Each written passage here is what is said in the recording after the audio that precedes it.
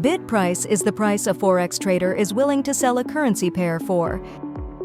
Ask price is the price a trader will buy a currency pair at.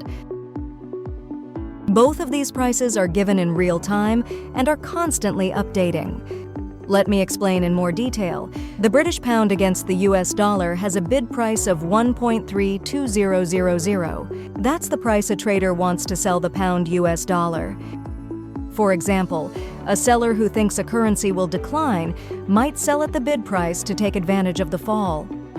If the British pound against the US dollar has an ask price of 1.2074, that's the price a trader wants to pay in order to buy the currency pair.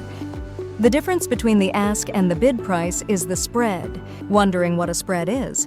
Catch my next video and get the full explanation.